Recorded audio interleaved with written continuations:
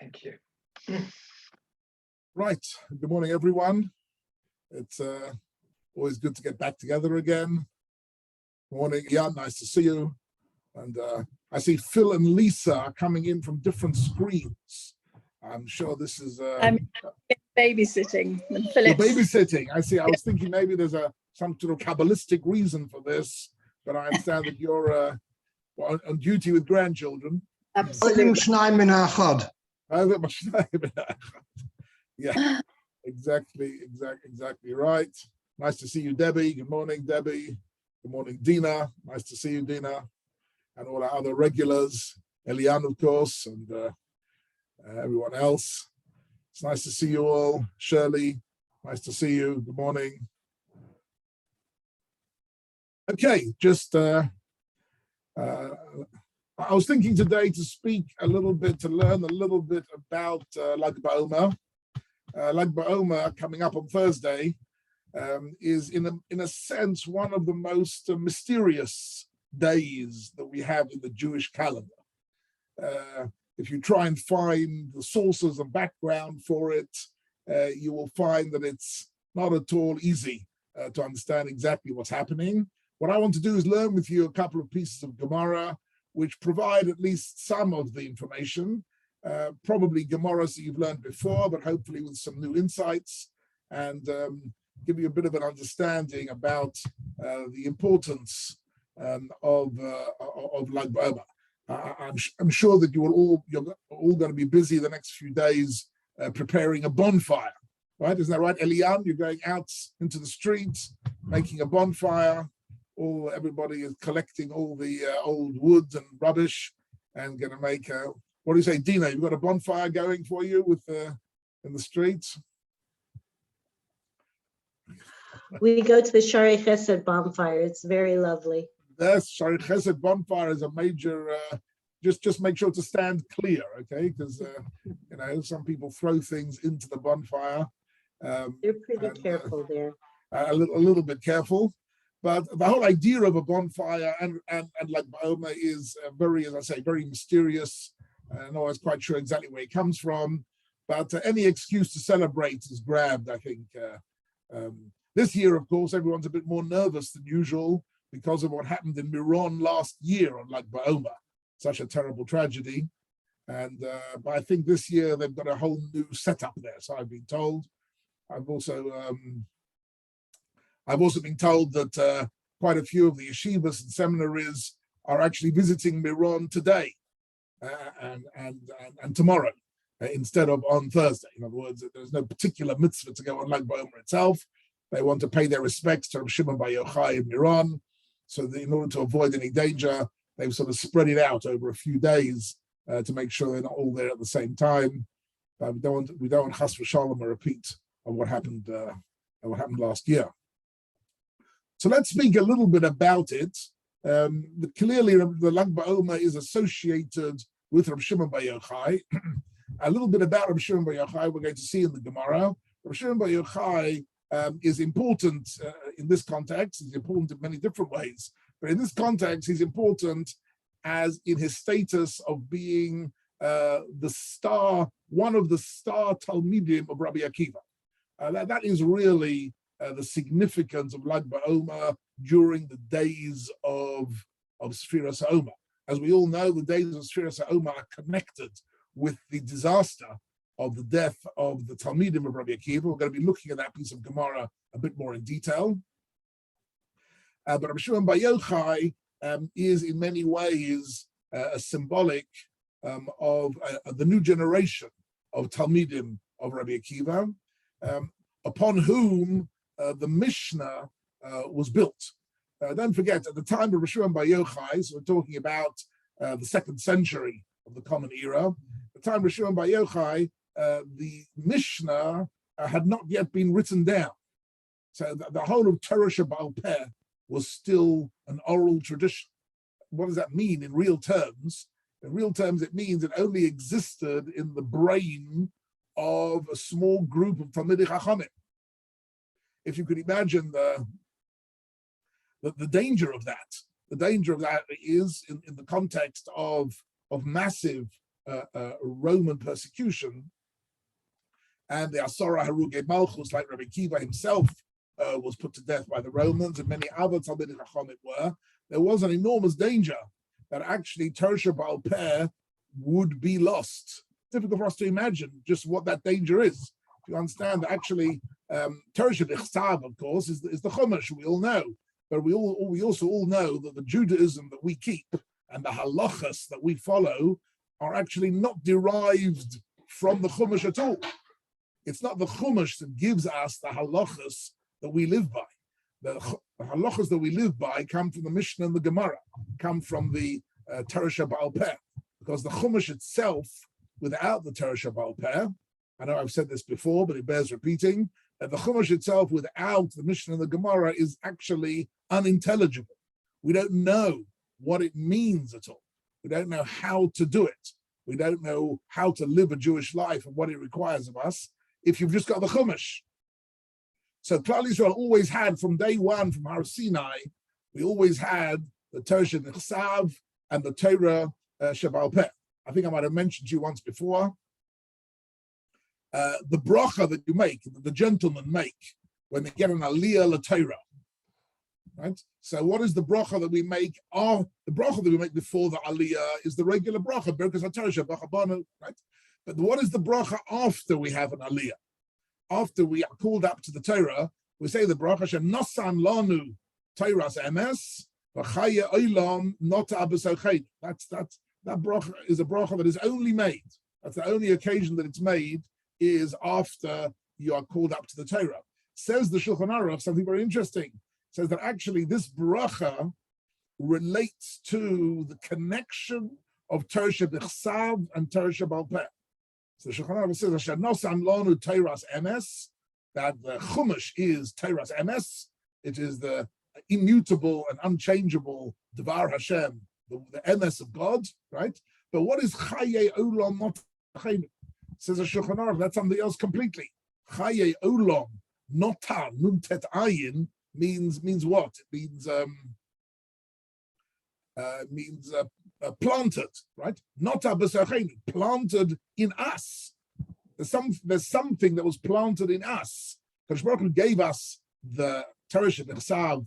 We're coming up to Shavuos now on Matan Torah, but in the second part of the gift was the Chaye Olam Nota B'Sochein. What is that? Says the Shulchan Aruch, that is the ability of Klal Yisrael to engage in Teresh Baal Peh, to delve into the deeper and inner meanings of the Torah, and the Shivim Ponim, the Torah, the layer upon layer of different meanings of the Torah, the infinite meanings of the Torah. That is something, that ability we were given by HaKadosh Baruch Hu at Har Sinai. So in actual fact, when we're celebrating Shavuos, we're not only celebrating in a sense that HaKadosh Baruch Hu, if you like, gave us a text, which is called the Chumash, but he also gave us the ability, right? The ability to delve into it, and that is Chaye Olam Nota. So Nota means it's planted, and that means that it's growing, right? It's actually a very interesting thing, that the difference between Tersha B'Chsav and Tersha Baal Peh, in a sense, is that Tersha B'Chsav is static. Right? In other words, the Tersha B'Chsav is today exactly what it was 3,500 years ago, right? The text of the Torah hasn't changed, and that is its greatness, that it is an immutable emes, an unchangeable emes. But the Tersha Baal Peh is constantly changing. New ideas, new applications, new realities on which the Torah has to apply itself to. That is all Chaye Olam Nota B'Socheinu. So in actual fact, the Mekubalim, when they spoke about Lag BaOmer, so if they wanted to contrast Shavuos and Lag BaOmer are connected in the writings of the Mekubalim, in the sense that Shavuos, if you like, celebrates the Matan Torah, Zman Matan Torah, as we say in our davening on Shavuos in a few weeks' time. But Lag BaOmer was considered to be the Matan Torah of Torah Shebaal Peh. Lag BaOmer, by celebrating Rabbi Shimon Bar Yochai, Shimon Bar Yochai was taken as the, if you like, prime representative of the Talmidim of Rabbi Akiva, who took the Torah Shebaal Peh developed it, discussed it, and eventually made sure that it was written down, even though he didn't write the Mishnah, but the Mishnah is already formulated in the days of Reb Shimon Bar Yochai. And therefore, Lag BaOmer is the most appropriate, if you like, preparation for Shavuos, that by commemorating the Talmidi Chachamim who wrote the Mishnah and who established the Torah Sheba'al Peh, by commemorating them, we are, in a sense, we are connected to also Matan Torah in a very profound way. I saw in one of the Mefarshim actually says that the reason why we make this bracha after an Aliyah LaTorah, it's actually a bit unusual. Generally speaking, we are familiar with the idea of making a bracha before a mitzvah, right? You make a bracha before you sit in the sukkah, before you eat the matzah, you make a bracha before you hear the shofar, but we never make a bracha after we've done a mitzvah. Where do we find? Phil, what do you think? We don't find anywhere, right? You do a mitzvah, there is no bracha afterwards, right? It's an unusual thing. There is a bracha. When you wash motzi and eat bread, you bench afterwards. Surely that's the bracha afterwards. Okay, all right, that's an interesting point. The bracha afterwards is Birkas HaMazon, right? That's an interesting. You're quite right that the bracha there comes after the eating, but that's because that bracha is you're thanking HaKadosh Baruch Hu because of Ochalta v'Savata uveirachta, right? You've had the sevilla. You're enjoying the feeling of being satisfied and having eaten, right? But Birkas HaMazon is not a Birkas HaMitzvah. In other words, the Birkas HaMazon is not a bracha over a mitzvah. It's in the area of Birkas Nehenim, right? We always divide up between those brachas which are connected to Hana'ah, right? We make Habot Tzidach Min Haaretz, and we make Birkas HaMazon and Al HaMichya. That's all brachas connected to pleasures that we have or needs that we have. But Birkas HaMitzvahs, like Al Natilas Yadayim and like Tkiyas Shefer and Lulav, etc., all of those are Birkas HaMitzvahs. Right? Before you do a mitzvah, you make a bracha. Right? Before you put on your talis, you make a bracha. Before you put on tefillin, make a bracha. But you don't find a bracha that you make after you put on your tefillin or after you put on your talis. We don't make a bracha afterwards. And yet, an exception to that rule is when you have an aliyah to the Torah and you have a moment of kriyas HaTorah, after you've done the mitzvah, you make another bracha. Shenosan lanu Torah's emes v'chaya olam nota b'sochenu. So, what is actually the significance of this bracha? And I'm bringing this in the connection with the significance of Lag BaOmer. And actually, this bracha, what this bracha is really saying, something to have in mind, gentlemen, next time you had an aliyah to the Torah and you make this bracha, what you're really saying is, right, I have now read a piece of the Chumash, right? The Baal Koreh has just read Shlishi, Bri, Chamishi, whatever it is, a piece of the Chumash, and that is Torah Shebichtav. And now, in order to understand it, I have to engage in Torah Sheba'al Peh. In other words, it's really, this bracha is really a bracha saying, Shanosan lanu Torah's emes, thank you very much. We've had this parsha of these dozen psukim from the Chumash. But now there's a new challenge. That is, Chaye Olam Nota B'Sochenu. We have to delve into what does the Mishnah and the Gemara say about these psukim? What did Chazal say about these psukim? What hidden layers of meaning are there in these psukim which are not in the text itself? But where do they reside? They reside in the mind of Klal Yisrael. It's an exceptional thing now. It's true it was written down at a particular point, but it was only written down. It shouldn't have been written down. It should have remained Torah Sheba'al Peh. It should have remained orally transmitted. But it was written down because of the danger of it getting lost. Because the persecution and the golus and the exile and people moving around was so great that they were afraid it would get lost. And that's why the Gemara was written down, and later on why the Shulchan Aruch was written. Because he was afraid after the expulsion from Spain and all the disasters subsequently that halacha and Torah would get lost. So Torah has been written down in subsequent generations, even though it should have remained an oral tradition. Some of you might know in the Soloveitchik family, in the Brisker family, they always resisted writing things down. Right? Any written material we've got from Rabbi Chaim Brisker or Revelvel Brisker, or from even Rav Yoshe Ber Soloveitchik from Boston and from YU, is only notes that his Talmidim had from shiurim that he gave verbally, and which were later on transcribed and written down. One or two droshes that he gave, he allowed the text of the drosha to be published. But actually, the Briskers took very seriously the idea of Torah Sheba'al Peh remaining Ba'al Peh, remaining a sort of an oral tradition. Also, the Baal Shem Tov. The Baal Shem Tov, Zechron Nebracha, in the mid-1700s, he gave a lot of shiurim and drushes and everything, and he wrote down nothing. The Baal Shem Tov wrote nothing. Everything that we have from the Baal Shem Tov comes from his Talmidim, right? His Talmidim, Rabbi Yaakov Yosef, and the Chernobyl, the Talmidim, the Maggid Mezerich, they wrote down the ideas of the Baal Shem Tov. The Talmidim wrote it down and then later on published it. But he wrote nothing. And that's because they respected so greatly the concept of Torah Sheba'al Peh. Came along Rav Shimon Bar Yochai and his colleagues, and they were engaging in a really very intense, if you like, collation of the entire Torah Sheba'al Peh. In other words, there were other people, of course, in the generation who knew some Torah.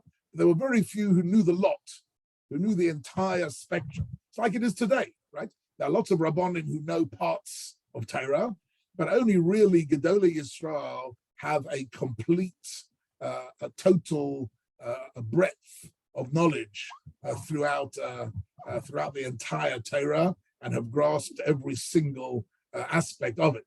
When you meet someone like that, I remember with Shlomo Zalman Auerbach, Zeichet Tzaddik Livracha, my Rosh Yeshiva, when you spoke to him and discussed various things with him, you could feel straight away that he was coming from a perspective of basically the entire Torah. In other words, everything that was ever written in Torah, Torah Sheba'al Peh, was in front of his eyes, right? And the late Reb Chaim Kanievsky also had every single Maimar Chazal, every single Medrash, every single idea that was ever said by any of the Rishonim, the Achronim, was all there. He had absorbed it all. So that is the Chaye Olam Nota B'Sachenu, and that is really Lag BaOmer. That is really the. In fact, I'll tell you something interesting. That a question and answer of Rav Tzadok HaKohen of Lublin. I'm not sure I've said this before in this year. Rav Tzadok HaKohen from Lublin says, why is it actually, if Lag BaOmer is the yard site of Shimon Bar Yochai? Here's an interesting question. Why do we celebrate? Since when do we celebrate yard sites? In actual fact, in the halacha, we find that there are certain yard sites that we know about. The yard site of Moshe Rabbeinu, for example, Zayin Adar, is not a day of simcha. It's a day of a tainus. And individuals who are commemorating the yard site of their parents, for example, it's not a day of joy. It's a yard site. It's a serious day. There are many people who fast on the yard site. So Rav Tzadok HaKohen asks this question. Why is it that on the 7th of Adar we fast and on Lag BaOmer we celebrate? Why would that be? Anybody got any ideas on this subject? I don't know, have we discussed this before? I don't think we've discussed it before this year. Anybody got any thoughts on the subject? Why would it be? What would the difference be? So he says, actually, Tzadok HaKohen from Lublin says something very fascinating. He says that actually to understand this, you have to understand the difference between Torah Shebichsav and Torah Sheba'al Peh. Right? Moshe Rabbeinu represents Torah Shebichsav. Right? Moshe Rabbeinu uniquely heard the Dvar Hashem and wrote it down. B'chol Beisi Ne'emanu.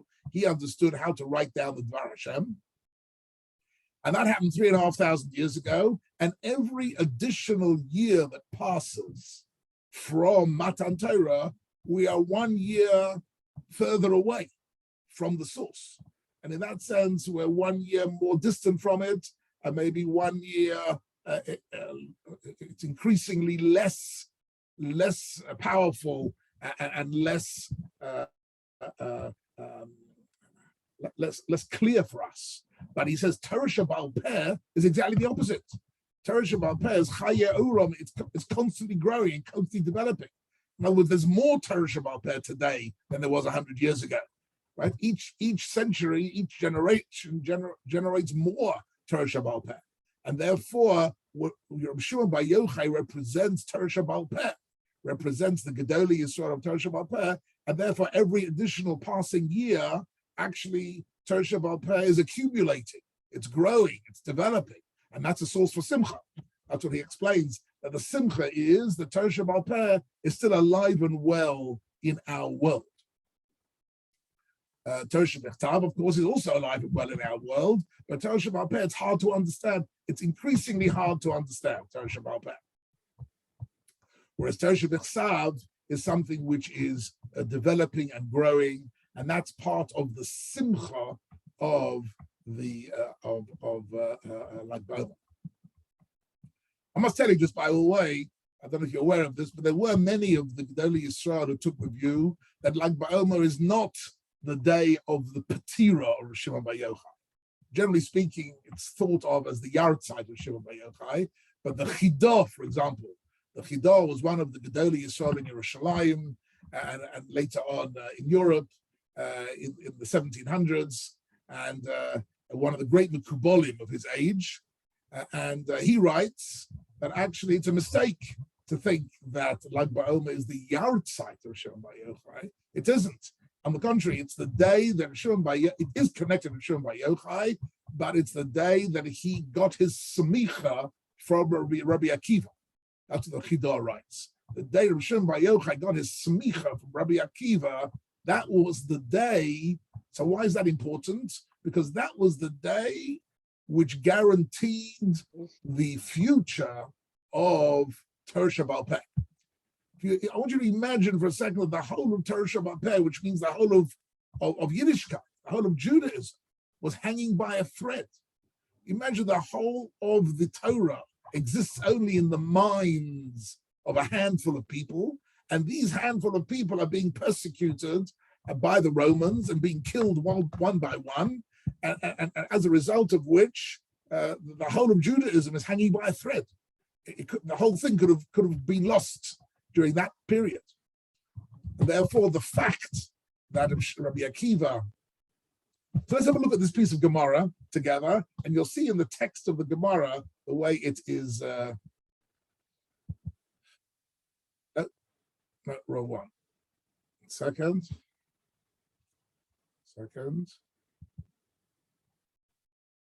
Okay, 1 minute. No. Let's go back here.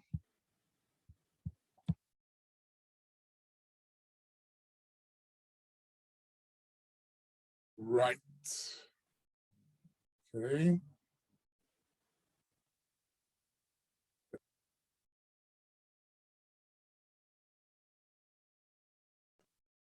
Now let's try that again. Okay. Okay, got a text? Yes? See that? Thank you. Thank you.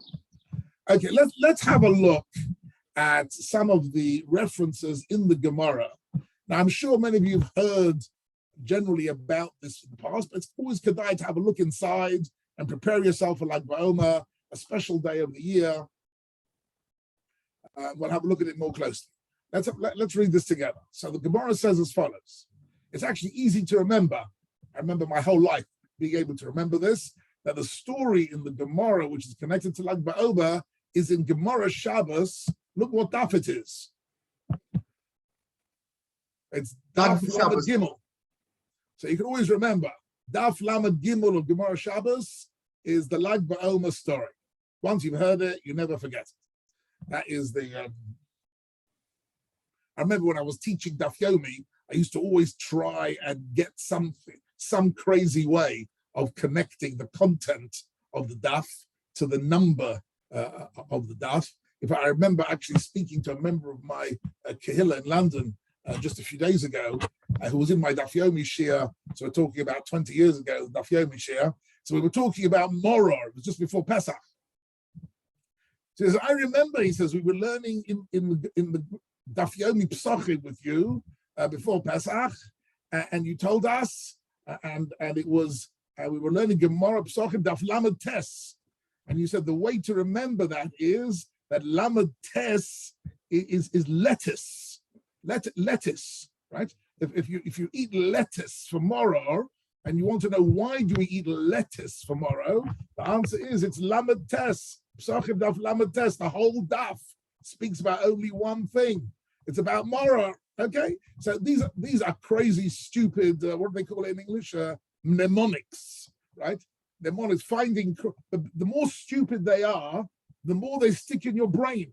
For some reason, stupid, silly things just stick in your brain forever and ever. Here's this guy who's a businessman. He's not sitting and learning Torah all day long. But a Daf Yomi Shir of 20 years ago, where I told him a stupid idea that Lamed Tes is lettuce, that is still in his mind. When he thinks of Moror, he thinks of lettuce, and he thinks of Psachim Daf Lamed Tes. So here as well, Rabbi say, here it is. This is part of the little memory tricks that one has to develop when you're learning Gemara. Gemara Lamed Gimel is Lag BaOmer. There we go. Shabbos Daf Lamed Gimel. Let's read the story. Brief introduction. We're talking about a period of time which is after the second Beis HaMikdash has been destroyed, after the Bar Kokhba revolt has failed, and all the massacres of Beitar and persecution, and the Romans are really ruling Judea at the time, ruling Israel, and have killed lots and lots of people, Asara Haruge Malchus and others. And here you have a small group, a remnant group of Talmidei Chachamim, who are the Talmidim of Rabbi, among them are the star Talmidim of Rabbi Akiva. So the story starts as follows. The Yosfe simply means Yoshvin. It's the Aramaic of sitting down together. The Yosfe, who was sitting down together? Rabbi Yehuda. So we're going to see later on, that's Rabbi Yehuda Bar Eloi, one of Rabbi Akiva's Talmidim. Rabbi Yossi was another one of Rabbi Akiva's Talmidim. Rab Shimon. And Rab Shimon is Rab Shimon Bar Yochai. So they were sitting down together, says the Gemara. The Yosef Yehuda ben Geirim Gabayim. And there was somebody else called Yehuda ben Geirim. And we're going to see later on that that's significant, that he was ben Geirim, meaning what? He was descended from Roman non-Jews who had converted to Judaism. But because of that, he was actually, he had relatives who were Romans, and he was close to the Romans. And as you're going to see that it's relevant to the stories we go along. Anyhow, Posach. So what were they talking about? They were talking about, it's a bit of an unusual Gemara in this sense. They were talking about the contemporary situation. Posach Rabbi Yehuda v'Amar. Rabbi Yehuda said, Kama no'im ma'aseim shel umozu. Now this is an amazing statement when you think about it. Here we are, Klal Yisrael have suffered the most unbelievable destruction of the Beis HaMikdash, exile from Yerushalayim, Har HaBayis is destroyed, all the massacres and the murders and everything. Nevertheless, Rabbi Yehuda says, you've got to hand it to these Romans. These Romans, they know what they're doing. Look what they've done. They're doing amazing things, these Romans. Just look what they're doing. Tiknu Shavokim. They have built marketplaces, and this is a reference to, if you like, coins and economy and import and export and marketing. In other words, the economy of this country has completely been revolutionized by the Romans and their marketplaces. Tiknu, right? That's one thing. Tiknu, for example, Tiknu Geshorim. They've built bridges, right? Bridges over rivers. And not only bridges, they've built, for example, aqueducts. As we know, you go to various places here in Israel, you can still see Roman, on the beach in Caesarea. You've ever been to the beach in Caesarea? A beautiful big Roman aqueduct on the beach on Caesarea. amazing aqueducts all over the country, right? They've built aqueducts and roads and bridges in a way that had never existed before, right? Tiknu merchatzos. They've also introduced bathhouses, right?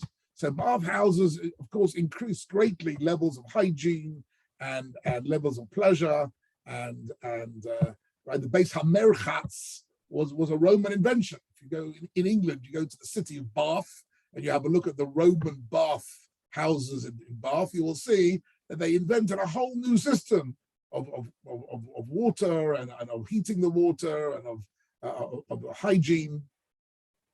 And the truth is, this statement of Rabbi Yehuda is quite extraordinary because, here he is, one of the great leaders of Klal Yisrael at that period, who are all suffering incredibly from their persecution. And he's saying, yes, we have to, in our mind, though, we have to tell the truth. And the truth is that even though they are our enemy and they want to kill us, but in terms of their contribution to civilization, don't you think they've done great stuff? That was a remark made by Rabbi Yehuda. Okay? Says the Gemara, Rabbi Yossi Shosak. Rabbi Yossi did the most un-Jewish thing possible in this conversation. Right? Now, Jews are famous for lots of things, but they're not famous for keeping quiet. Right? To know when to keep quiet and say nothing, right? So Rabbi Yossi decided shatak from the word shtika, right? From silence. He was silent. Rabbi Yossi said nothing. Why did he say nothing? Clearly he didn't agree with Rabbi Yehuda. What he wanted to say to Rabbi Yehuda was, how could you possibly praise these people? They are mass murderers, right? They are our enemy. So, but he didn't want to say that because to speak like that was considered to be dangerous. It was considered to be treasonable. However, and here comes the important, Nane Rabbi Shimon Bar Yochai. Rabbi Shimon Bar Yochai was a man of not only of MS, but he was a man who in a sense couldn't hold back. If he knew the MS, he was going to say it. So the Gemara here says, Nane Rabbi Shimon Bar Yochai, and what did he say? Here's the important bit. He says, Kol masha tiknu, lo tiknu ela l'tzarech atzmon. Whatever they've done, they've only done for egoistic motivations. They haven't done anything out of a wish to contribute to civilization or to make life more civilized. They're doing it only for their own personal gain, right? For example, so he goes through the whole thing, Tiknu Shavakim, the marketplaces, Lahoshiv Bahem Zonos, has increased promiscuity, Merchatzos, La'adid Me'en Atzmam, the bathhouses are only for physical pleasure, Gesharim, why the bridges, Little Mehed Meches, they're toll roads, right? They charge a toll. The Roman bridges and the Roman roads, they charge a toll for these things. And therefore, so what does Rabbi Shimon Bar Yochai actually say? Here's actually an interesting point. Rabbi Shimon Bar Yochai is saying, when you praise somebody for what he's done, right, he's only praiseworthy, not only if there are good consequences of his actions, but there has to be also good motives. And this really was a theme in the thinking of Rabbi Shimon Bar Yochai, both in Halacha and in Kabbalah, that what he did was he shifted the focus a lot. Also in Kabbalah and mysticism, he shifted the focus from the Maisa HaMitzvah to the Kavanas HaMitzvah. The question is, what's going on in your mind? What is your intention? What is your mental focus when you are doing a mitzvah? And large parts of Kabbalah deal with that. They don't deal actually with the details of the mitzvah. The details of how to do the mitzvah, you get that from the Shulchan Aruch. But the Kabbalah will give you certain symbolic and spiritual, deeper meanings of the mitzvah. And that's because of Shimon Bar Yochai's perspective on life in general was that if something is considered to be praiseworthy, either morally or spiritually, it has to come from a place in the person's mind which is positive. These Romans, he said, are completely, totally self-centered. egoistic, interested in power and money and self-indulgences, and everything they've done is only to indulge themselves more and increase their money and power. And therefore, why speak positively about them? They are, in fact, barbarians, right? So Rav Shimon Bar Yochai makes this. I just want to tell you, incidentally, a very interesting thing. There's a connection here with halacha. I gave a share about this once, maybe but I think it's worth repeating here. If you learn Maseches Shabbos, in the laws of Shabbos, you will find the Gemara at one point discusses the idea of a dover she'enoi miskave. Does anybody know what is a dover she'enoi miskave and how does that work?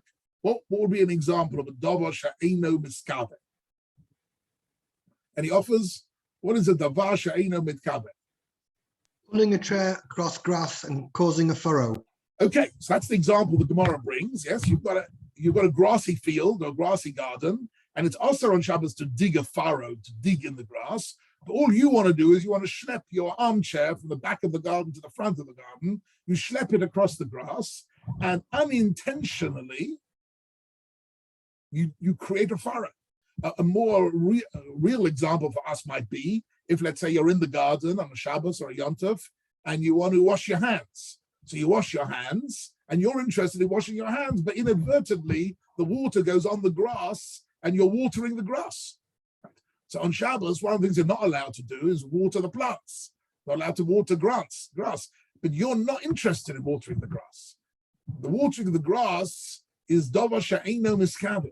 You had no intention to do it. You were busy doing something else completely, right? And that is, so the question is as follows. Have you violated the Shabbos? Is a davar she'eino miskave considered to be something which violates the Shabbos? And guess what? The machlokes in the Gemara is a machlokes between Rabbi Yehuda and Rabbi Shimon, the same two individuals who debated whether one should praise the Romans or not, right? The same mahalech machshava, the same pattern of thought is found in halacha as well. In halacha, Rabbi Shimon comes along and says, if you don't have kavanah to do a malacha, you haven't violated the Shabbos. There's no kavanah. And therefore, Rabbi Shimon paskins throughout Masechet Shabbos that davar she'eino miskave in potter. That you're not liable for chilul Shabbos if what you've done was unintentional. Why not? Because your mind wasn't in it. And if your mind isn't in it, then that's not really called a human action at all. It's not a meleches machsheves, says the Gemara. It's not a human action. Now, it's true the grass was watered. It's true the grass was watered. And it's true the grass was watered from water that came from your cup. That's true. All that is true. But it doesn't relate to you. You didn't do it. Why didn't you do it? Because you had no kavanah. The minute you don't have kavanah, then that action, it might have happened in the external world, but it isn't something that you can take any credit for or any debit. Don't forget, Reb Shimon's view on davar she'eino miskaven is a massive leniency. It's a great leniency. He's saying, if you're not miskaven, that's not a malacha. Rabbi Yehuda comes and says, what do you mean? You were standing in your field, you took a cup of water, you poured it on your hands, it went onto the grass, you watered the grass, you've done an Issa Shabbos. You've been Mechalel Shabbos, right? It's undeniable, right? So Rabbi Yehuda looks at the act from a perspective of a pragmatic, if you like, observer, and Rabbi Shimon Bar Yochai looks into the soul, into the mind of the person doing it, and says, if his mind is not connected, if there's no kavanah, then that action hasn't taken place at all. So you see something very interesting. That this is a general perspective, quite a profound perspective, which lies at the heart of the entire, I would say, Kabbalistic, mystical Torah. The whole of Chochmas HaNistar is based on developing kavanah, developing higher states of consciousness, developing higher understandings of what you're doing, the significance of it, the meaning of it, how it connects to HaKadosh Baruch Hu, how it connects to Klal Yisrael. But the deeper you can go in your kavanah, in the performance of a mitzvah, the deeper you could go, the more that mitzvah is really done b'shleimus, done properly. Even though you can do it simply, you can pick up the lulav and esrog and shake it and put it down and not have a moment of kavanah of anything. Have you done the mitzvah? Yes, you've done the minimum mitzvah. But Rabbi Shimon Bar Yochai wouldn't be happy with you. He would say, look, shaking the lulav without thinking for a minute, what are the Arba Minim? What is significant about the Arba Minim? Why are they connected to sukkahs? Why do we shake them in 6 directions? What do we do? What is actually, what's it supposed to mean? And how I'm supposed to connect to it?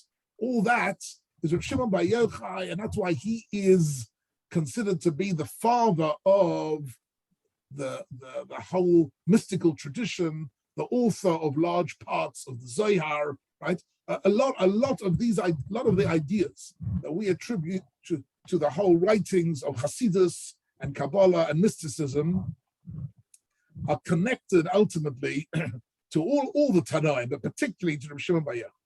Shimon Bar Yochai is somebody who had an insight into the human soul and the human mind, which was unequaled. Right? And that was really his tremendous, his uniqueness. Let's get back to the Gemara now for a minute.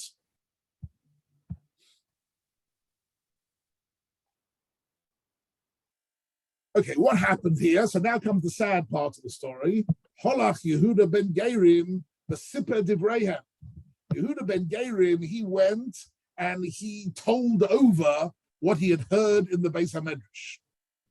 Right? In other words, he had lunch with his friends, Rabbi Yehuda ben Gerim. He had lunch with his friends, and he said, you'll never guess what happened today in the Beis HaMedrash. Rabbi Yehuda said this, Rabbi Yossi kept quiet, and Shimon Bar Yochai said that the whole of the Roman contribution to civilization is only an exercise in egoism and self-indulgence, and there's nothing to be nothing praiseworthy about it at all. What happened? Says the Gemara. And the Roman government got to hear about it. Omru, they said, Yehuda she'ilah yis'aleh. Yehuda who praised us, we're going to promote him. And in actual fact, Rabbi Yehuda Bar Ilai became, in many ways, the representative of the Jewish community to the Roman government, and they respected him.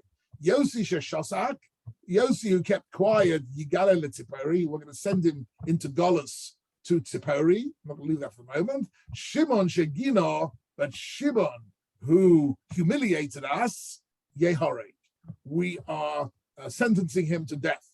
So Shimon Bar Yochai was put on the most wanted list of the Roman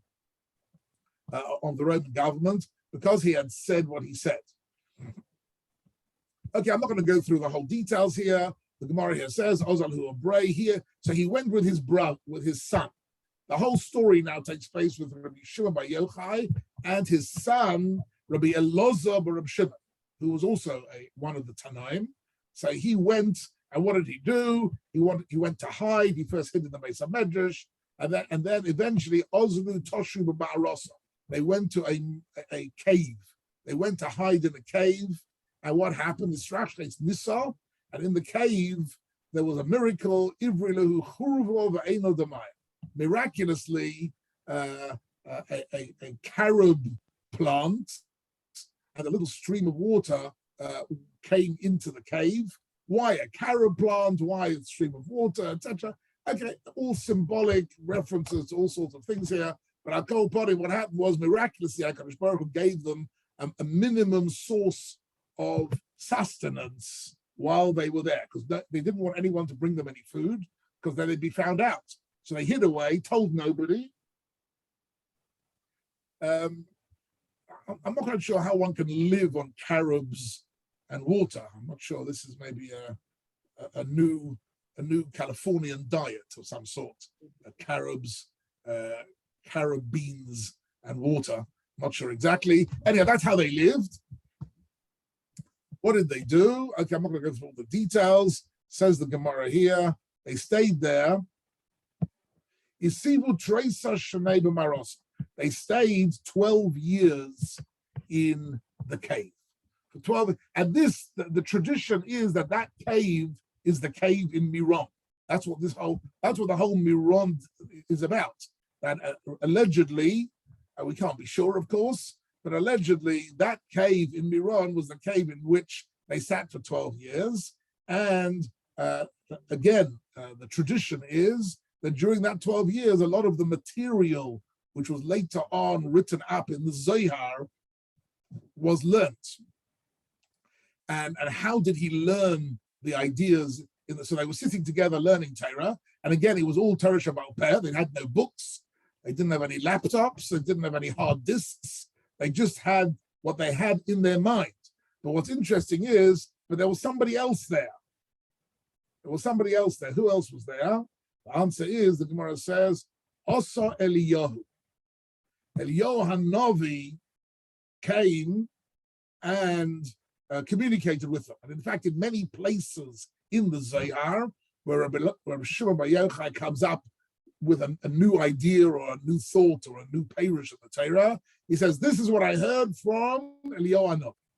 In other words, the whole concept of the Zohar and the concept of Kabbalah is a record of material which was somehow a type of Ruach HaKodesh, a type of Gilu Eliyahu HaNavi. I'm afraid I'm not able to actually describe to you what that feels like, never having had that privilege of Gilu Eliyahu. Even if I had it, I wouldn't tell you, but I promise you I haven't had it. But there are people in every generation who in some way have communications of this sort, but that's in the realm of Kabbalah and mysticism. Anyhow, at a certain point, Eliyahu HaNavi came and he said, "My Lord Bar Yochai, the miskazer, the Caesar has died, or Botel Gzeirose, and his death sentence has been cancelled. And therefore, after 12 years, they come out of the cave.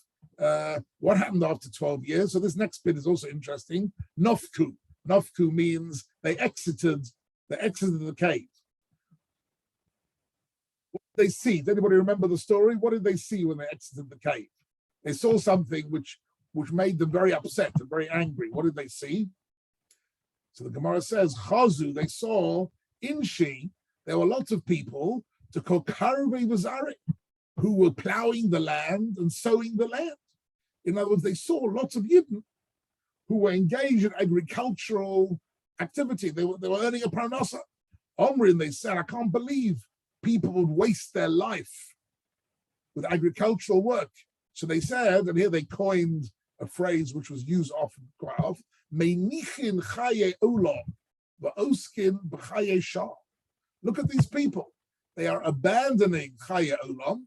In other words, they're abandoning a life of ruchnius, and instead of which they're oskin b'chaye shah, they're dealing with things of only transient value.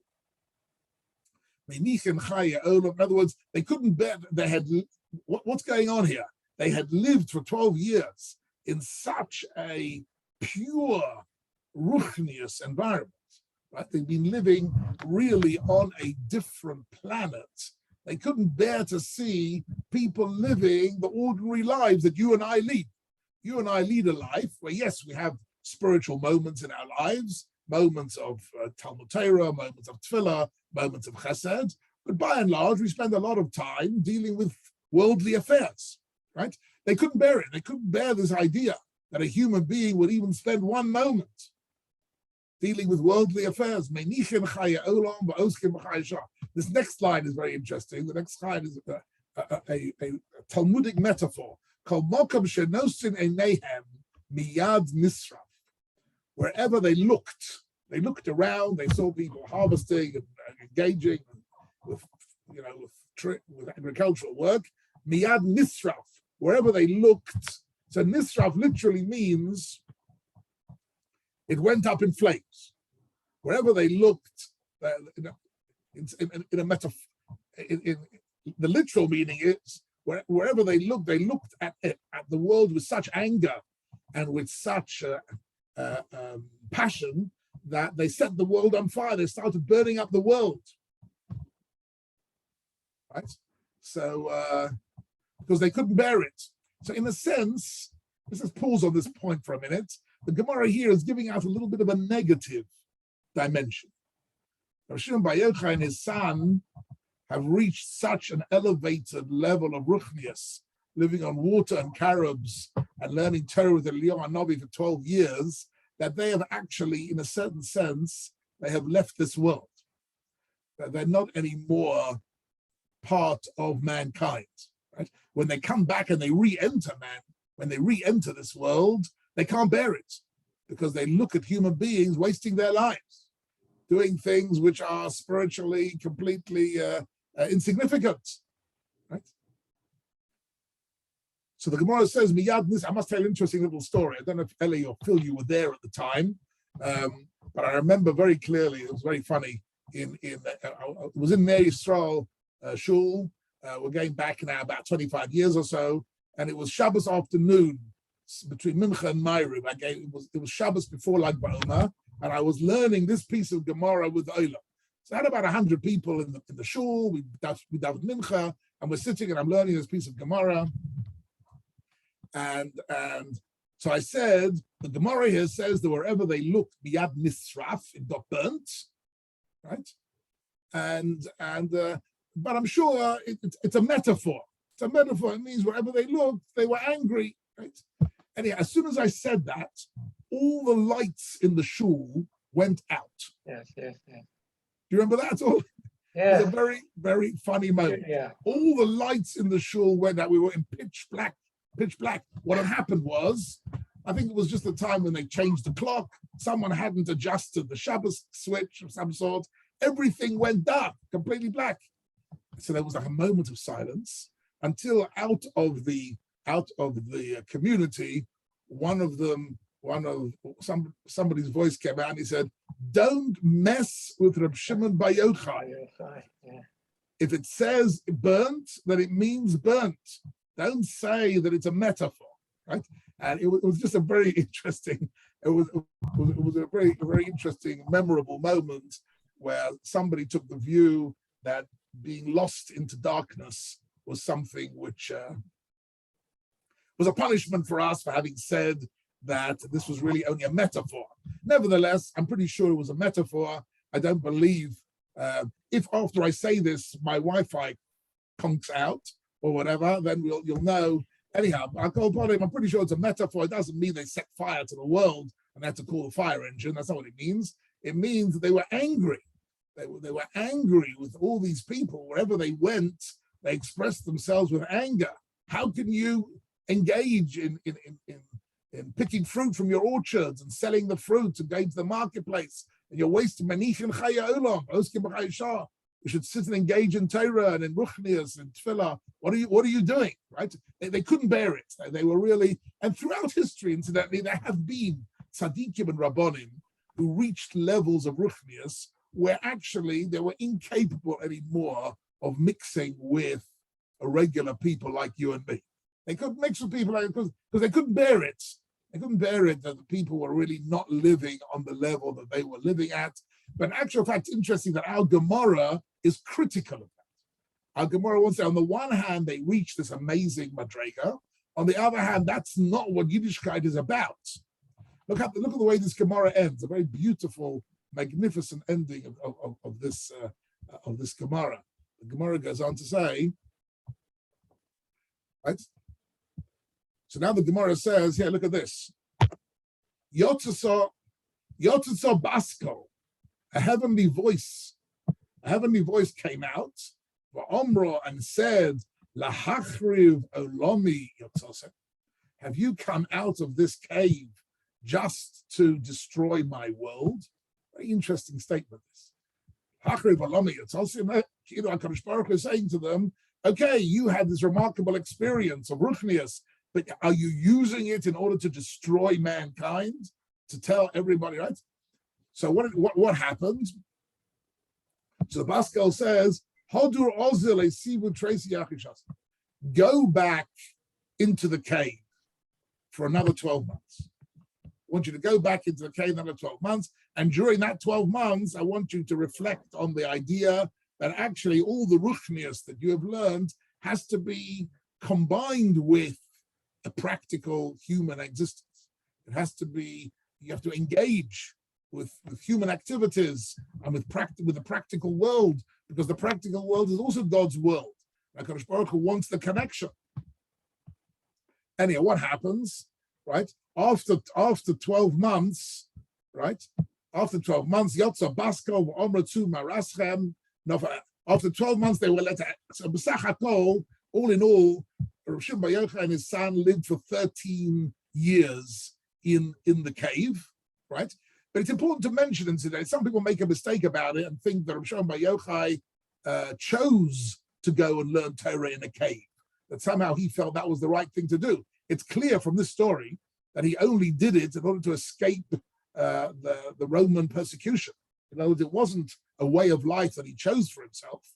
So 12 years he was simply hiding from being killed. And the 13th year, it was, if you like, what would you call this year? It's a sort of it's a rehabilitation year. That's what it was. This 13th year was a year where they rehabilitated themselves into the practical world. Okay, then look at the way the Gemara ends here. I thought it was very, very interesting. The Gemara ends up. So what happened? They have to try and reconnect to a practical physical world. So the Gemara says this is the end of the Gemara. Bahadei Panya de Male Shabso, and it was on the afternoon of Erev Shabbos. Chazo, they saw. What did they see? They saw Hahu Saba. Hahu Saba, this old man. I don't like translating the word Saba as old man, actually, because I'm a Saba, and I think in the Shia group here we have a few people who are Saba, who are clearly young men like me, right? We're young, right? We're not old men. Nevertheless, in Aramaic, the word Saba is used to refer to an old man. But you'll see this old man, to have a knocket, he was holding Trei Madane Asa, 2 bunches of Asa. Asa were hadassim, fragrant plants. He had 2 bundles of hadassim in his hand. The rohit, and he was running Bein Hashmoshes in the Friday afternoon. Omrulei, so they stopped him and they said, Honey, Lamalacho, why are you running with these bundles of hadassim? Omalahu, so he said, Lichvoid Shabbos. Lichvoid Shabbos, right? These are plants in order to make my home more beautiful and fragrant on Shabbos. To which they said to him, Betiskele b'chad, why do you need 2? 1 is enough. So he said, Chad keneged zochar, b'chad keneged shomer. 1 for zochar and 1 for shomer. And incidentally, this is the origin of lighting 2 candles on Friday evening. All the ladies here light 2 Shabbos candles, where actually the halacha is you only need to light 1 candle. But the minhag in college was to light 2 because of this Gemara, that when you're doing something for Shabbos, Shabbos is Shamar b'Zachar. There are 2 psukim in the Torah. Shamar is Yom HaShabbos and Zachar is Yom HaShabbos. So here was this man who had Erev Shabbos, he was running with flowers, right? To make Kavod Shabbos. At which point, and this is the end of the story, ends very beautifully. Omar Leila Bray, Rav Shimon Bar Yochai says to his son, Chazi, look, Kaba Chavivi mitzvahs al Yisrael. How beloved the mitzvahs are. In other words, here are these people. It's true that all day long he's been working in the field and he hasn't been learning Torah. But look what he's doing at the end of the day. He's running home and he's bringing these beautiful flowers and these beautiful fragrant leaves for Shabbos, 1 for Shomer, 1 for Zachar. I sivo datayu. The last words of this Gemara is I sivo datayu, which means they were. What's a good translation of this? Yishuv Hadat. In other words, they became resolved. They understood that actually the world of people who are living a practical life also contains great levels of kedusha and kavanah for mitzvahs and chavivus ha-mitzvahs. In other words, the love that Klal Yisrael have for mitzvahs protects us. That was really the end of this story. Anyway, I just wanted to learn this Gemara with you today in honor of Lag BaOmer. Just to give you a bit of a sense who was Reb Shimon bar Yochai and what his contribution to Klal Yisrael was. But it's all mysterious. The truth is, every single thing about Reb Shimon bar Yochai is mysterious. Nothing is clearly, factually documented exactly. All we do know is for sure that Reb Shimon bar Yochai, together with 4 other of his colleagues, were the Talmidim of Rabbi Akiva. After the first thousands of Talmidim died, he then established a new yeshiva, and he went for quality instead of quantity. Right, his first yeshiva had 24,000 Talmidim nationwide, and in his second Beis HaMedrash had 5 Talmidim: Rav Meir, Rav Shimon, Rabbi Yehuda, Rabbi Yossi, and Rabbi Loza. 5 Talmidim who would later on be the pillars of the Mishnah and Torah Shabbat Peh. So that's it, ladies and gentlemen. When you dance around your bonfire on Thursday, right, you'll be thinking of Reb Shimon bar Yochai in the cave for 13 years, reaching amazing levels of ruchnius, of Kabbalah, learning Torah with Eliyahu Hanavi, giving us all the fundamental material on which the Zohar was later on written, on which the whole Kabbalah later on came to exist, and at the same time, he's resolved and he's understood that even for people who can't reach his madrega, like regular mortals like you and me, we can achieve great kedusha by chavivus ha-mitzvahs, by our love for the mitzvahs, by bringing shama v'zachar, bringing flowers and beautiful items into the house for Shabbos, and by celebrating mitzvahs in general. That gave him a Yishuv Hadas. But definitely, not to forget, Reb Shimon bar Yochai is the man of Kavanah, a man who has helped Klal Yisrael, right? Since the time that he taught his Torah, helped Klal Yisrael deepen our Kavanah in mitzvahs and our understanding of mitzvahs. And that's it for today, ladies and gentlemen.